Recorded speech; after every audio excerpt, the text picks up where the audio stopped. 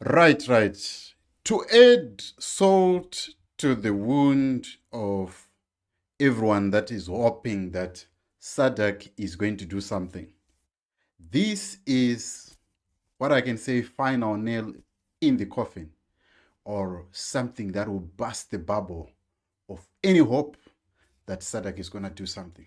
But at the end of this video, I'm going to give you a snippet of what Ibo Mandas has said, that the only solution, it has to come from SADC and South Africa.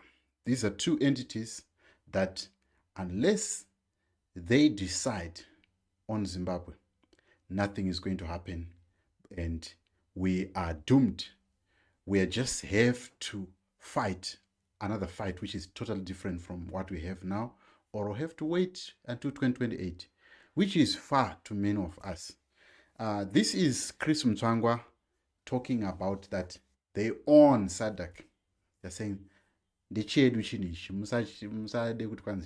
and it is true, because he is saying that they own SADC in the sense that all these countries, they've joined SADC and they voluntarily contribute to the well-being, the financial well-being of SADC.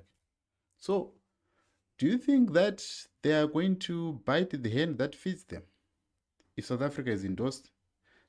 Anyway, let's get into the video, and I'm going to interpret it in Shona, what Chris Mutsvangwa is saying, and let us get into that. Here is Chris Mutsvangwa speaking about 4 days ago. Rusununguko ndo vakazvara SADC. Imi patairwira rusununguko maamuri kuzvibwasukata zvevarungu, nanhasi muri zvibwasukata zvevarungu. Kana maruza pamaelection mauda kumhanya kune SADC isiri yenyu, siyanai SADC ndeyedu maNational Liberation Movements. Ana Mumba siyanaiwo neSADC yedu tinoziva kwayakabva, haisi yevanhu vane zvibwasukata zvenyika dzekumadokero. Imi vekumadokero musade kutora zvinhu zvatakazvara tichirwira rusununguko muchitidzvinyirira nguva iyoyo, mauda kuti ndezvenyu, haisi yenyu SADC.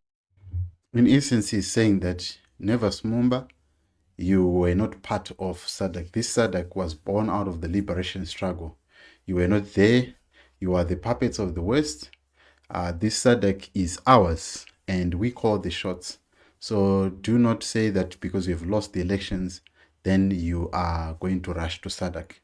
Let us continue. National Liberation Movements, SWAPO, ANC, Frelimo, MPLA, ZANU-PF, ndisu vanhu varidzi veSADC, kwete imimi vanhu ruzhinji rwevanhu rwavatisapota ndo varidzi veSADC. Tisirewo chinhu chedu chirambe chakararama chiri chega, musingatambe muchichizadza tsvina. So he's saying that all the liberation movements, which is ANC, MPLA, Chama Pinduzi, and all these Frelimo, these are the owners of SADC, including the people that were participating in all that. Tirana muramba tsvina isu vanhu veruvarwiro rusununguko, siyanai neSADC yedu. So this is Chris Mutsvangwa literally saying that they own SADC and SADC is their thing. We are not supposed to say anything about it. So what am I saying? Or what does this say to all of us? First of all, it tells you that there is a need for a shift in attention to say, okay, what will make SADC to then act? Did Triple C make enough noise for SADC to act? Yes, on the international news it was there, but did they make enough noise? Weren't they supposed to be in court? Some people are saying, oh, for obvious reasons, they didn't go to court. But in that regard, what are they doing? Do you think that SADC is going to act nicodemously and push Idi Mnangagwa to a rerun? Is that what you think? I don't think so. But anyway, this is what Ibo Mandasa then said in respect of the situation in Zimbabwe. He said that it is upon it is incumbent upon SADC and South Africa, these two countries, because they are complicit in the impasse of Zimbabwe. So they need to act, SADC, including South Africa. Unless they act, then there is nothing that is going to happen. They can't move. And maybe the good news would be if South Africa or ANC is going to be defeated at the polls, a new incoming government, whether it's the coalition of the DA, coalition of EFF, whatever, that might be the only option that can maybe revive the issue of Zimbabwe. Maybe that's where the hope should be looked at, because the elections are coming in 2024 in May. The new government that is going to come, if they are going to put their heads together and say, let's fix the Zimbabwe issue, maybe that's when we can have our hope. But let's listen to what Ibo Mandaza then said about this. The communique complained at the behavior of the government of Zimbabwe officials who variously attacked Mumba, his person, who attacked Ichilema, and the SADC secretary has been asked to convey the concern of the Troika over such conduct. The third, which I gleaned, please forgive me because I have not read it in full, was that the report was now being referred back to Harare for the reactions. Now, which raises a big question. If the report said, as it did, that there was no election in Harare, does the Troika expect Harare to say, okay, we'll go for another election? Or that, as Harare has indicated, they will ignore that report? So we wait and see. The fourth, which is more important for our discussion here, is that the Troika reaffirmed